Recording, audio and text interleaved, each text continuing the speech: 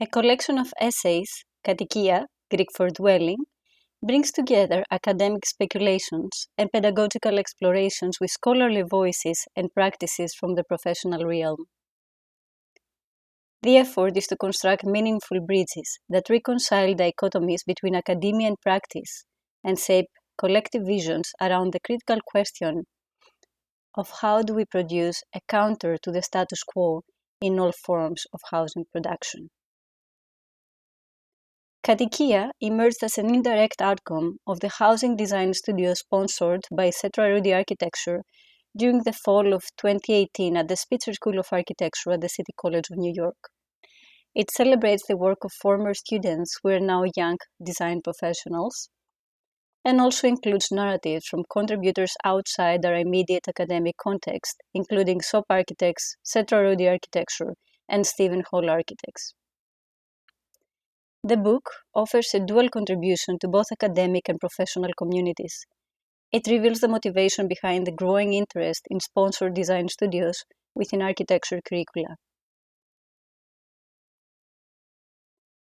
A growing body of professional design firms is realizing the importance of supporting pedagogical endeavors, particularly design studios that investigate housing issues as they relate to their work.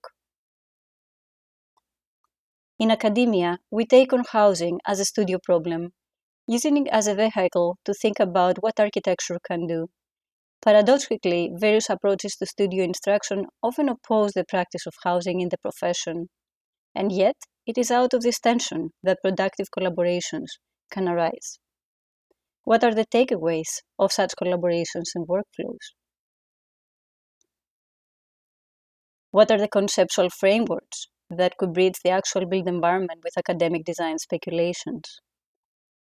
The intersection of pedagogical explorations and professional praxis serves as a strategy for connecting practical and theoretical forms of knowledge, enabling design to acquire new meaning and value in relation to cultural, environmental, and social concerns. In addition, the book becomes a reference for thinking about upkeeping concepts and adaptive reuse practices. The design works presented used the building of One Madison in New York, designed by Tsafoulia Architecture, as a site of intervention.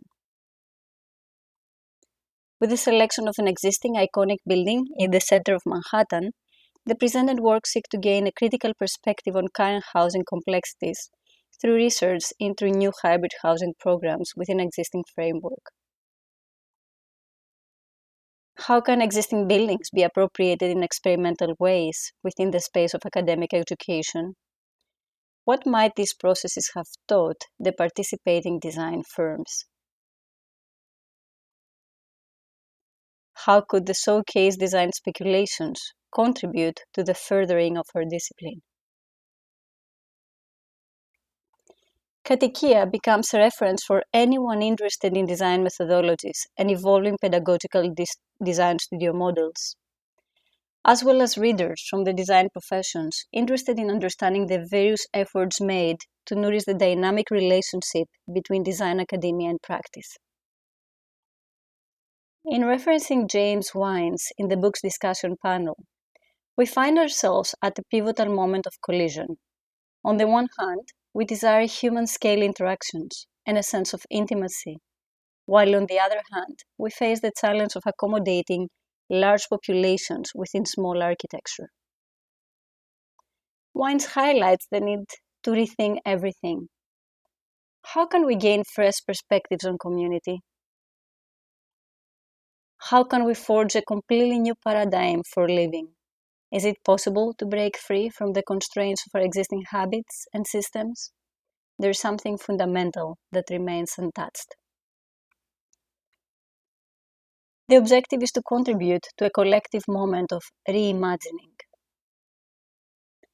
The housing approaches showcased in this book exemplify shared affinities, techniques, and sensibilities that propel speculative design within housing's culture and politics. This brief overview and consequent video of the book's aims, inquiries, and explorations highlights a focus on convergence, an approach that combines various practices to collectively address urgent housing issues.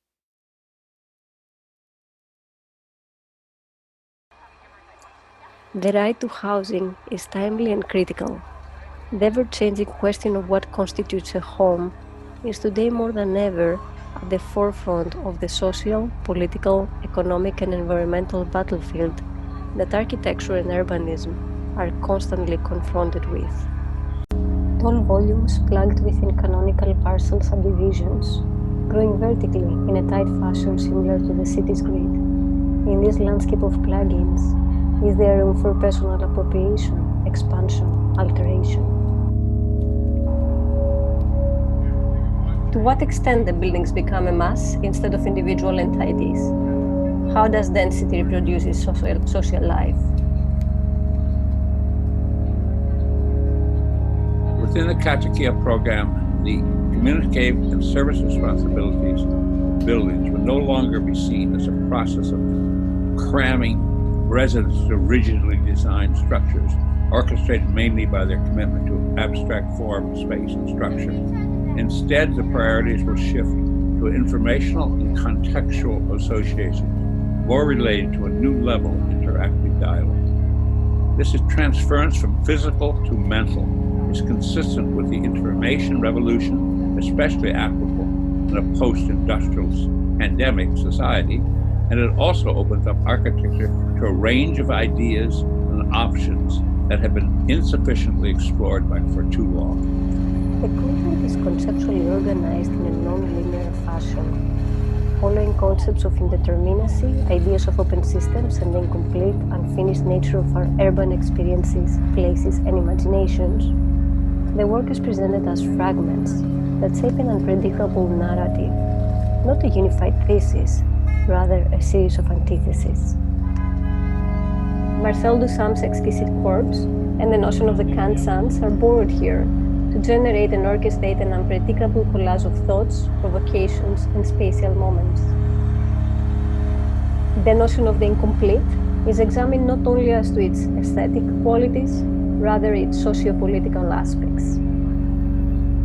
The works in this volume address the need to re-examine the osmosis between the private and the public domains in an urban block as a successful recipe for producing vivid cities that are resistant to social, economic, and racial segregation. Home is increasingly becoming a space to contain diverse aspects of life, such as working, socializing, entertaining, emphasizing thus the need for increased flexibility, adaptability, and diversity.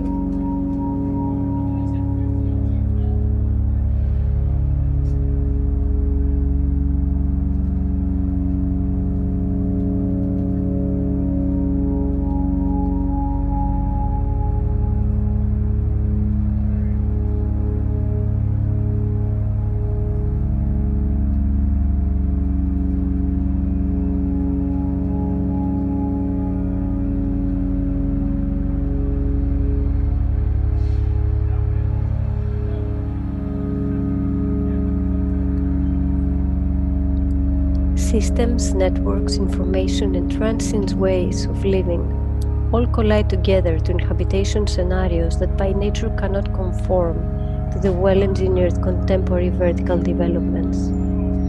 All the possibility that exists through the online platforms is silenced within the smart containers that hold our domestic lives. Our ways of living are beyond smart to fit the smart. Together with an analysis of building codes and regulations, land ownership and its relation to housing and the public sphere, KatOikia's works are concerned with the air circulating above the land, the energy coursing through it, and the earth below it, all in relation to the lives lived within it. What are the processes by which existing buildings are appropriated in experimental ways within the space of academic education? How could design speculations contribute to the furthering of our discipline? Is the hunt to relate academia to practice and vice versa an important one that's worth pursuing further? With housing thoroughly commodified within an increasingly speculative real estate market, the housing question remains unsolved. Unless we change the mode of production and decommodify housing from top to bottom, it seems, there can be no way to dissipate the housing crises or strategically reimagine our housing system. The aim is not only to unveil the relationship between the legal frames and housing landscape, but also to envision alternative models of inclusion and accessibility. In offering a new paradigm which prioritizes community over economy, and in advocating for zoning and policy change, there's potential for opening the door to novel domesticities stifled by current laws.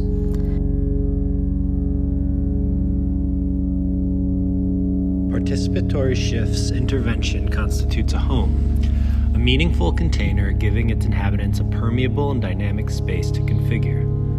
The concept blurs barriers and thresholds between public and private. A large-scale project can demonstrate further individuation in the combination of different housing types and morphologies. With its silent spatiality and tactile materiality, can introduce meaning and value to the human experience by infusing nature and community to each inhabitant's daily life. Interactive Air proposal rethinks the current status of air rights distribution. It breaks the single, totalizing skyscraper into a cascading landscape of interlocking live-work units with resulting void-solid formal relations.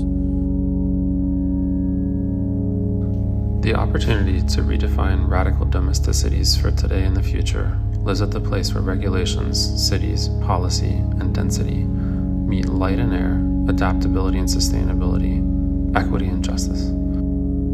In the last century, the hierarchy within vertical towers has become desirable as it constitutes economic achievement. This phenomenon has caused a major fissure between humanity and its intrinsic relationship to nature. Symbiosity is an urban fabula intended to address these issues. It imagines a future of humanity reconnecting with nature and challenges our current perception of it. The lack of environmental gradients follows along with the disconnect of the social life of the street level to the inside. Well-crafted lobbies become the mediators between public life and the private sphere, acting as aesthetically luring gentle segregators.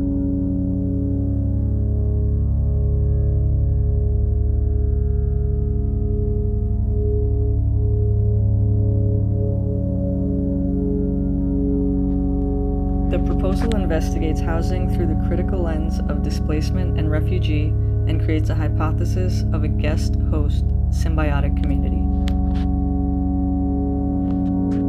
By retrofitting existing buildings with plug-in modular units that expand and compress based on real-time data and information processing, new infrastructure is created. Terms such as data, visualization, informatics, detailization are emerging in the design fields. Information can produce an infinite output of representations that visually transmit nuanced messages. The growing motivation is one of the most promising signs of hope in the development of a consensus philosophy of the environment. If successful, it will confirm anthropologist Margaret Mead's optimistic observation: never doubt that a small group of thoughtful, committed citizens can change the world. Indeed, it is the only thing that ever has.